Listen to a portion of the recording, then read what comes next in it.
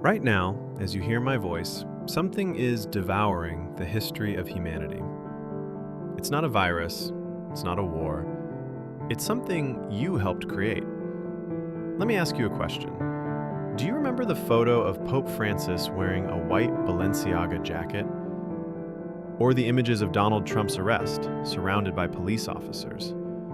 Your brain just accessed those memories. The problem is that none of those things ever happened. Those images were generated by artificial intelligence, but your mind filed them away as if they were real. And this is where the nightmare begins.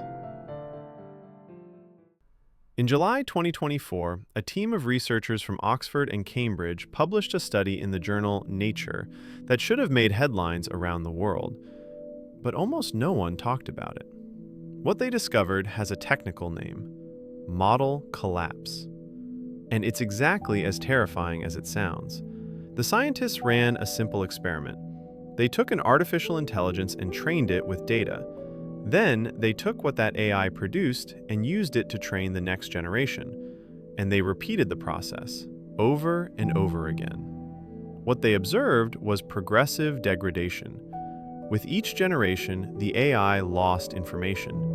Details became blurry, exceptions vanished, and eventually the system started producing garbage, meaningless noise. One of the researchers explained it in a way that was deeply unsettling. He said, it's like inbreeding. When a species reproduces only with its own offspring, without diversifying its genetic material, it eventually collapses. It goes extinct. And that's exactly what's happening to artificial intelligence right now. Because the internet is already flooded with machine-generated content, and the new generations of artificial intelligence are being trained on that content. They're eating their own garbage. And with each cycle, the line between what's real and what's fabricated grows thinner. Picture this. It's the year 2035. A student needs to research what happened during the 2020 pandemic. He opens his search engine, powered by AI, and the AI, trained on millions of articles, many of them generated by other AIs, many of them based on conspiracy theories that went viral, gives him an answer. A confident answer, convincing, and completely false. But the student has no way of knowing, because the original documents, the real testimonies, the verifiable archives, no longer exist. And this brings me to the second part of this story. In May 2024, the Pew Research Center published an analysis on something called link rot. The numbers are devastating. 25% of all web pages that existed between 2013 and 2023 are no longer accessible. They simply vanished. Go back just one decade, and that number rises to 38%. Almost 4 out of every 10 pages, erased from existence. But the most disturbing part is in the details. They analyzed Wikipedia, that encyclopedia we all use as a reference.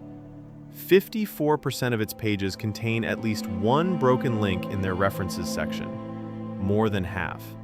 The foundations upon which we built digital knowledge are rotting beneath our feet. Think about what this means. Every time a link dies, we lose a fragment of evidence, a news article, a legal document, a scientific study, a testimony. And no one replaces it, no one restores it. We simply let it sink into digital oblivion. And while all this is happening, while history fades away bite by bite, there was one organization fighting to preserve it: the Internet Archive. You might know them for the Wayback Machine, that tool that lets you see what a web page looked like years ago. They've archived over 700 billion pages, 700 billion fragments of human history. They are the librarians of the digital apocalypse. But in 2023, major publishers sued them, and they lost. A federal court ruled that their digital book lending program violated copyright law. Then came the record labels, demanding $621 million for their project to preserve old records from the 1920s and 30s, recordings that would otherwise be lost forever. While machines flood the internet with fabricated content, the guardians of truth are being dismantled by million-dollar lawsuits. It's as if someone is burning the Library of Alexandria while simultaneously flooding the streets with fake books. There's a concept in information theory called Shannon's data processing inequality.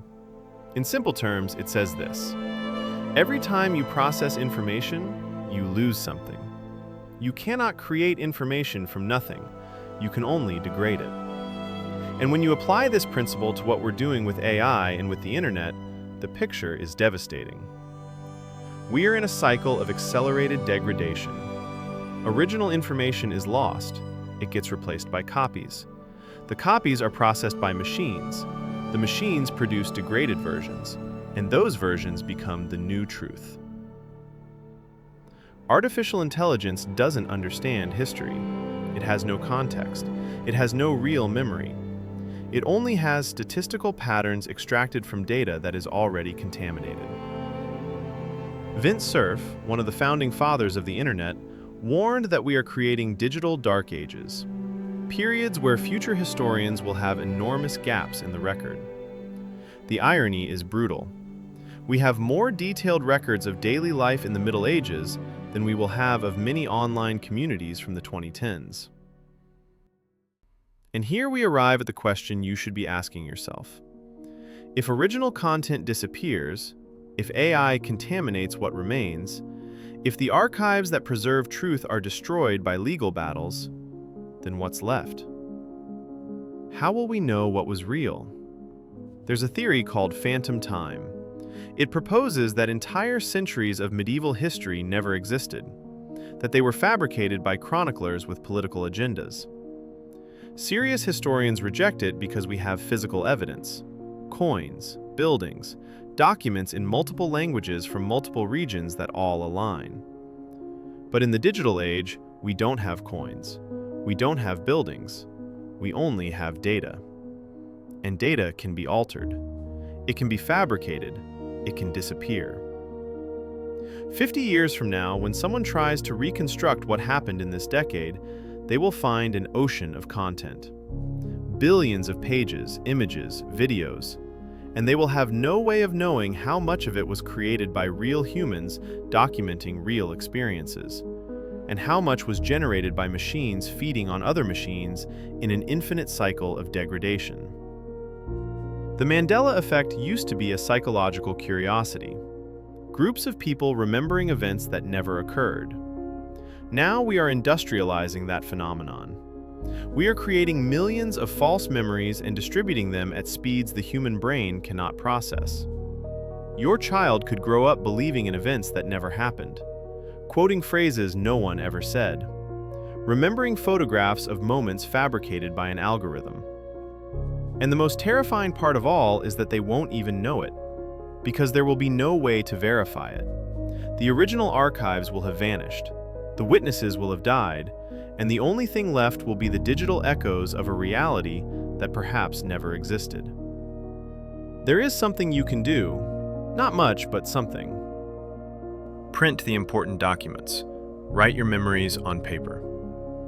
Because in the cloud, in the digital world we built with so much faith, truth has an expiration date. And that date is closer than you think. Before I go, I just want to say thank you. I know your time is the most valuable thing you have, and there are millions of other videos you could be watching. So the fact that you chose to spend these minutes with me, I don't take that for granted. It really helps the channel, but more importantly, it keeps me going. If you enjoyed this, welcome to the community. This is Paradox. I'll see you in the dark.